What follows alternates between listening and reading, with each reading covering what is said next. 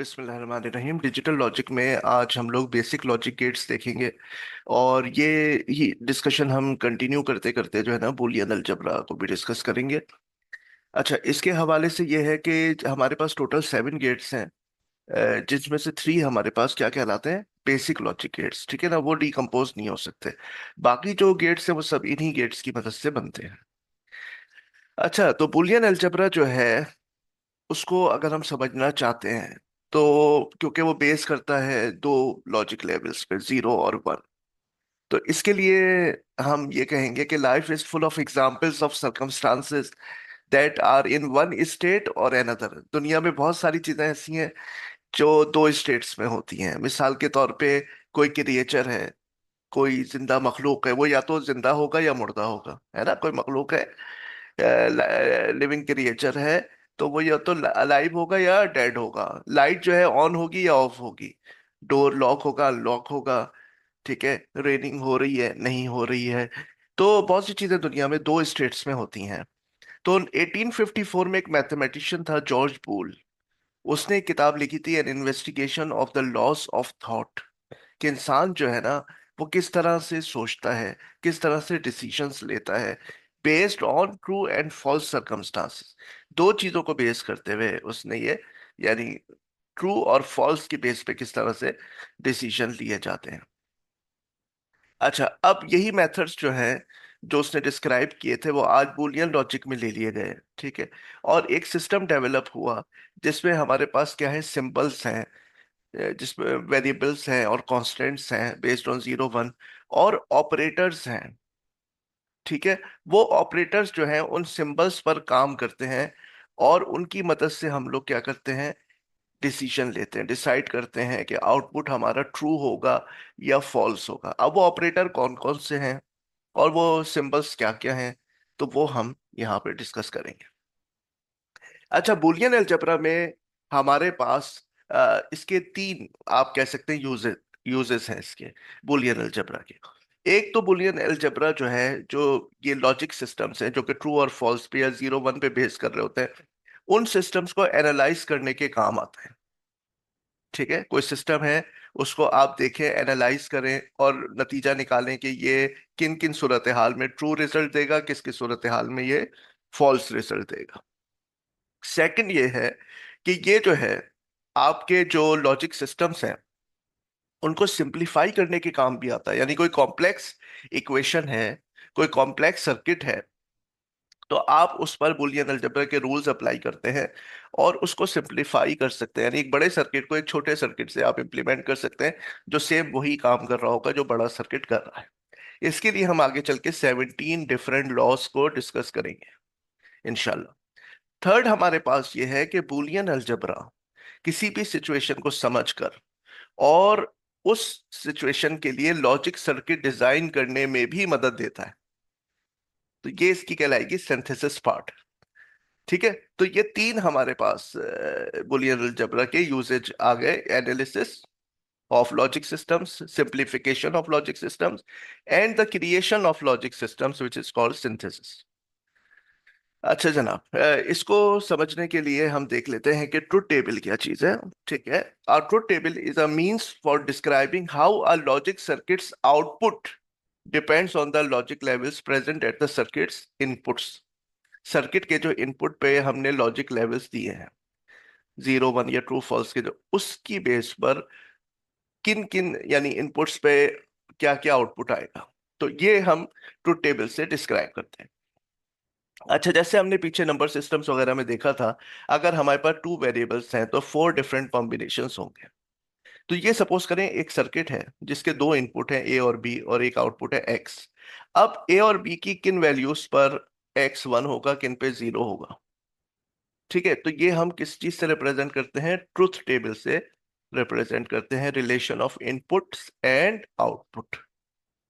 ठीक है, तो ये एक दिखाया हुआ है आपको 2 वेरिएबल्स का ट्रुथ टेबल, 3 वेरिएबल्स का ट्रुथ टेबल, 4 वेरिएबल्स का। अब ये कहाँ कहाँ पर 1 आ रहा है, कहाँ पर 0 आ रहा है, ये तो इस बॉक्स पे डिपेंड करता है कि इसके अंदर सर्किट क्या है। लेकिन ये बताया है मैंने आपको यहाँ पर कि 2 वेरिएबल का ट्रुथ टेबल कैसे बनेगा, 3 का, 4 का। ठीक है ना। और ये पहले ही मैं आपको समझा चुका हूँ कि जो लीस्ट सिग्निफिकेंट बिट होती है उसको 0 1 0 1 इसको, और फिर ये 00 11 4 0 4 1, और एक और फिर बढ़ाएंगे तो 80 81, फिर एक और बढ़ाएंगे वेरिएबल तो 16 0 16 1, ठीक है, एंड सो ऑन। अच्छा, अब हम एक सबसे पहले सबसे सिंपल हमारा जो लॉजिक गेट है और गेट, उससे स्टार्ट करते हैं। ये और गेट का क्या है, सिंबल है। ये टू इनपुट्स हैं, और वो जो बॉक्स था उसके अंदर ये और गेट आ चुका है, और ये इसका आउटपुट है एक्स। ठीक है। और गेट वो गेट होता है जो अगर एक भी इनपुट वन होगा तो ये आउटपुट वन दे देगा। ठीक है। तो ये इसका ऑपरेशन है। दोनों अगर जीरो होंगे तो आउटपुट जीरो होगा, अगर एक भी वन होगा इनपुट तो आउटपुट वन होगा। इसलिए हम इसको रिप्रेजेंट करते हैं ए प्लस बी से। ठीक है ना। तो जब दोनों ही जीरो हैं तो जीरो है, वरना एक भी वन हुआ तो आउटपुट वन आ जाएगा। दोनों वन है तो भी आउटपुट वन है, क्योंकि बुलियन अलजेब्रा में आपके पास मैथमेटिक्स की तरह नहीं है कि 1 + 1 2 हो जाएगा।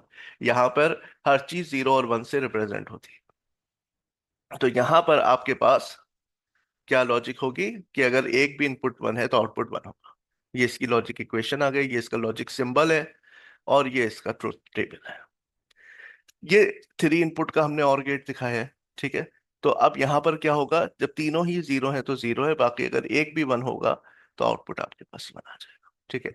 अब सपोज करें कि यहाँ पर मैंने जो इनपुट दिए हैं उसको मैंने ये वेव फॉर्म से रिप्रेजेंट किया है। ठीक है। ये जीरो लेवल है, ये वन का लेवल है। ठीक है। तो यहाँ पर आप देखें, तीनों जीरो हैं तो आउटपुट जीरो है। अब यहाँ पर क्या हुआ इस स्टेज पर कि ये वन हो गया, तो यहाँ ये आउटपुट वन हुआ। उसके बाद ये वन ही चल रहा है, ये भी वन हो गया, तो ये अभी वन चल रहा है। ठीक है।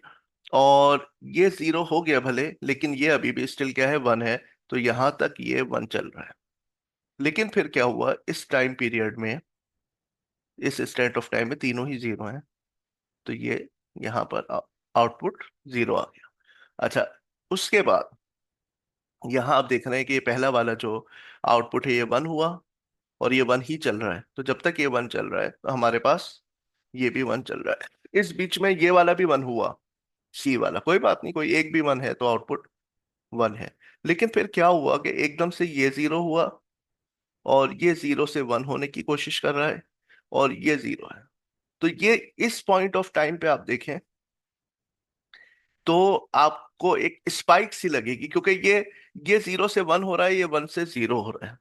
तो एक लम्हा ऐसा होगा कि जिसमें यहाँ पर ये तीनों वैल्यूज जीरो होगी, लेकिन ये एक क्या होगी, ग्लिच होगी, एक स्पाइक सी आएगी, और फौरन ही उसके बाद आप देखें ये वन हो गया।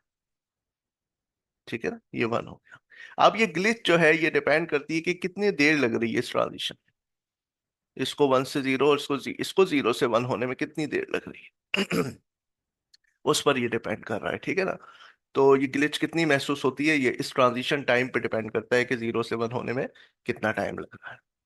तो ये सिग्नल जो है ये टाइम के हिसाब से अप्लाई हो रहा है। तो T1 को हमने इसलिए अहमियत दी है कि यहाँ पे हमने ग्लिच को डिस्कस किया। अच्छा जनाब, सेकंड हमारा गेट जो है वो एंड गेट है।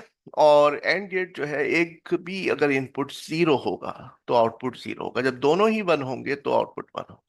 ये है एंड गेट। इसीलिए इसको हम मल्टीप्लिकेशन से जाहिर करते हैं। इसकी जो इक्वेशन है एंड गेट की, उसको हम multiplication A multiply by B, A dot B या ए इंटू बी से रिप्रेजेंट करते हैं। और इसमें अगर एक भी जीरो होगा तो जाहिर बात है zero multiply by one zero हो जाएगा, तो दोनों वन होंगे, वन इंटू वन, तो फिर ये वन आ जाएगा। ठीक है। तो इसको हम कैसे पढ़ेंगे, X equals to A and B. ठीक है। तो जनाब ये आ गया ट्रुथ टेबल, लॉजिक सिंबल आ गया, और इसकी लॉजिक इक्वेशन आ गई। इसकी भी वेव फॉर्म देख लेते हैं। यहाँ पे ये टू इनपुट का एंड गेट है, ए और बी इनपुट है, एक्स आउटपुट है। यहाँ पर आप देखें ये जीरो है, ए और B, दोनों जीरो है, तो ये जीरो है। फिर यहाँ पे भी जीरो है। यहाँ पर एक वन हो गया, क्या कोई फायदा नहीं, क्योंकि ये जीरो है तो ये जीरो ही कंटिन्यू हो जाएगा। अब इस स्टेज ऑफ टाइम पर ये दोनों वन हो गए, तो ये वन रहेगा। उसके बाद जैसे ये जीरो हुआ तो ये जीरो चलेगा, यहां तक तो कम से कम चलेगा, क्यों, क्योंकि ये एक जीरो है। फिर ये वन हुआ लेकिन ये जीरो है। ठीक है। तो इसका वन होने में कोई फायदा नहीं है, ये जीरो कंटिन्यू रहेगा। फिर इस स्टेज ऑफ टाइम पर T6 से T7 के दरमियान ये आपके पास दोनों वन हो गए। ठीक है। अब ये लाइंस आप इस तरह से डिसाइड कर सकते हैं कि जनाब आप ये देखें कि कहाँ पे ट्रांजिशन आ रही है। जैसे इस लाइन की कोई जरूरत नहीं थी, ठीक है, इल्ला ये कि आप जो है ना चाहें कि मैं बराबर बराबर से जो है ना वो बनाऊं। लेकिन बराबर बराबर से ये देखें ना यार, T3 T4 में कोई बराबरी नहीं है जो T2 T3 के बराबर नहीं है, है ना। तो जहां चेंज आए ना वहां पर आप कोई टाइम इंस्टेंट यहाँ पे लिख दें। जैसे अगर यहां से आप पहली चेंज इधर से आ रही है, ठीक है, यहां तक तो जीरो कंटिन्यू हो रहा है आपका। फिर पहली चेंज यहाँ ये आई कि एक वन हो गया, लेकिन आउटपुट पे अभी भी स्टिल कोई फर्क नहीं है। हाँ, ये दोनों वन हुए, फिर ये, फिर यहाँ पे सिग्नल चेंज हुआ, लेकिन स्टिल एक ना एक जीरो चल रहा है इनपुट में। तो ये जब दोनों वन हुए तो फिर ये नॉट गेट है, जिसको इन्वर्टर भी कहते हैं, क्योंकि ये आपके इनपुट को इन्वर्ट कर देता है। ठीक है ना, आपने एक बात कही, ये उसका निगेट कर दिया, उसने नॉट कर दिया। ठीक है। तो ए अगर जीरो है तो आउटपुट वन होगा, ये यानी इनपुट अगर वन है आउटपुट जीरो होगा, इनवर्स हो जाएगा उसका। ठीक है। तो इसको हम नॉट गेट भी कहते हैं, इन्वर्टर भी कहते हैं। और इसकी इक्वेशन क्या होती है, अगर इनपुट ए है तो आउटपुट क्या हो जाएगा, ए बार, यानी उसका रिवर्स हो जाएगा। ठीक है। इसमें एक इनपुट होता है, याद रखिएगा, इन्वर्टर में एक इनपुट होता है। अगर ये इसकी वेव फॉर्म है तो जाहिर बात है कि जो आउटपुट वेव फॉर्म होगी बिल्कुल रिवर्स होगी। जहां ये जीरो है वन है, जहां वन हुआ ये आउटपुट जीरो हो गया, जहां इनपुट जीरो हुआ आउटपुट वन हो गया, तो बिल्कुल ये रिवर्स हो गई। ठीक है। तो आगे फिर चलेंगे और बाकी गेट्स भी देखेंगे, और फिर हम ये भी देखेंगे बूलियन अलजेब्रा की मदद से हम सर्किट्स को कैसे एनालाइज करते हैं। ठीक है। Thank you very much.